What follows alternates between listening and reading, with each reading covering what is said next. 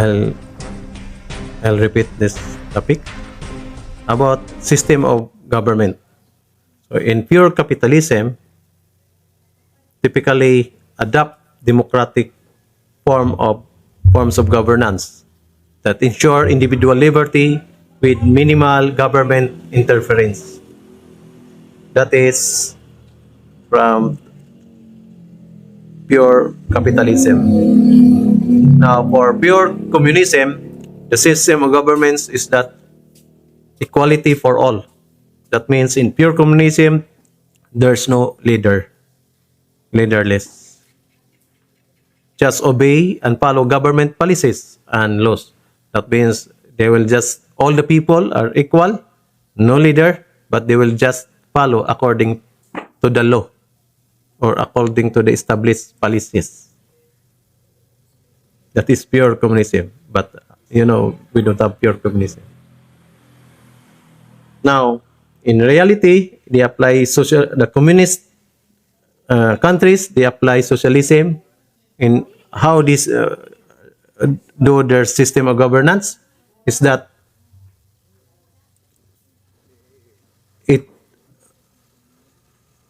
it often feature authoritarian governments when extensive control over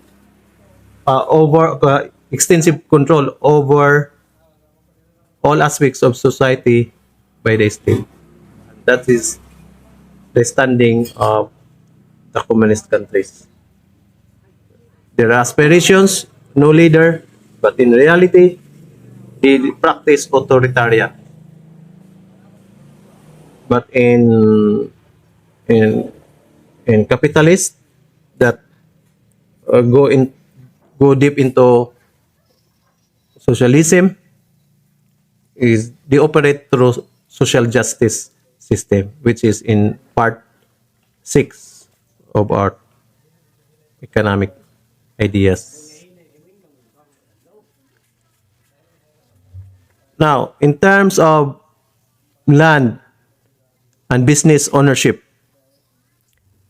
for pure capitalism, individuals have right to own property, little to no government ownership or of services or production.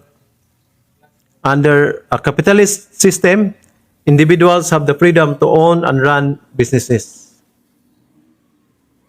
But in pure communism, entire elimination of property rights, no individual land ownership, no economic incentives to own individually. So under communism, however, all productive enterprises are owned and controlled by the state.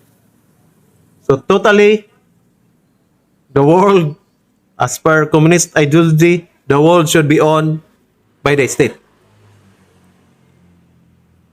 In the land, in the sea, in the air, all ownership from the government.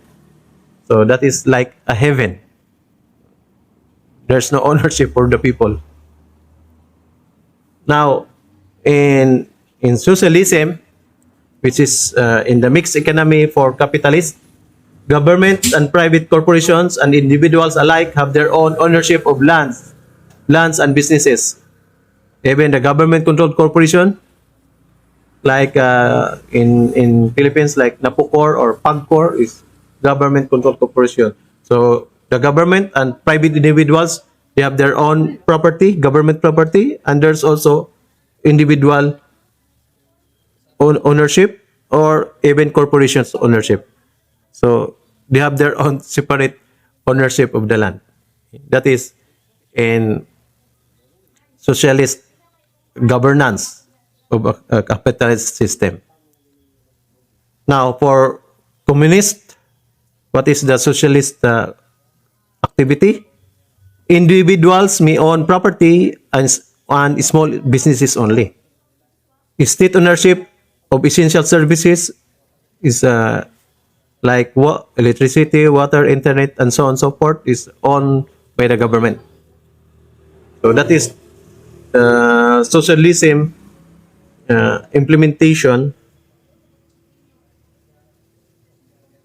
of this capitalism and communism countries. Now, in terms of procure, procurement of factors of production. So, in pure capitalism, capitalist economies entrust ownership of production factors, land, labor, and capital to private individuals or enterprises.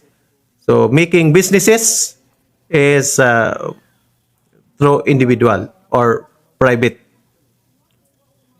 But in pure communism, in communist economies, these resources are owned and administered by the state.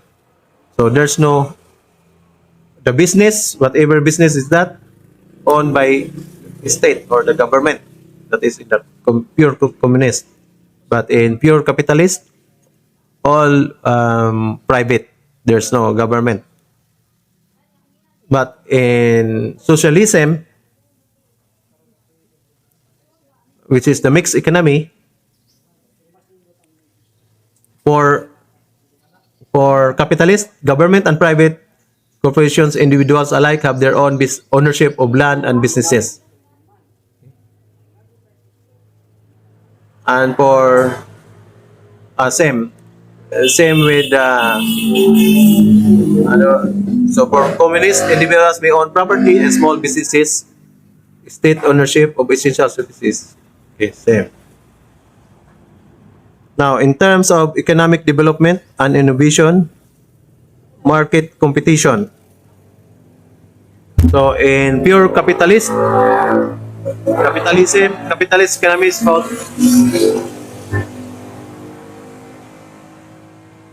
Sorry, I'm just beside the road.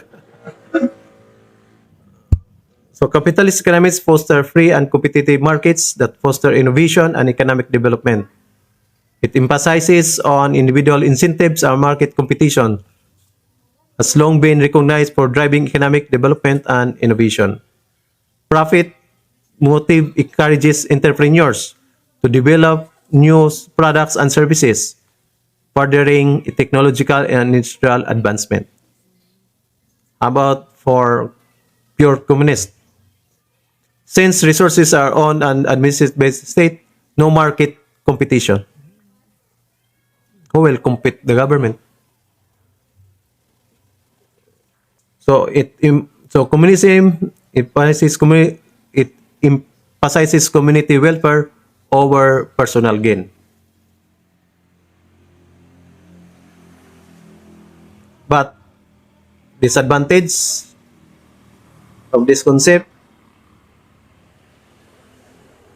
communism state-controlled markets and lack of individual incentives may stifle innovation and slow economic development. Why should take effort if I get the same, even equal benefits from lazy people? Why should I take more effort? So it will slow down. Um, slow down innovation. But for socialism, from the capitalist outlook, it prioritizes individual freedom or profit-driven innovation and development. So it allows because the individual have their own ownership of that business, of that property. They can make innovation or make some development to gain more profit. So socialism in the capitalist outlook, it encourages innovation. They allow ownership and at the same time it encourages innovation. Okay.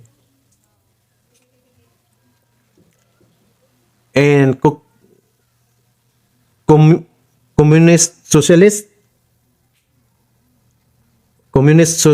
I can say, comparative communist countries with state-controlled market lack this competition that spurs innovations and could hinder the future success of their nation. Socialism may have certain shortcomings, even though it aims to promote equality and reduce inequalities.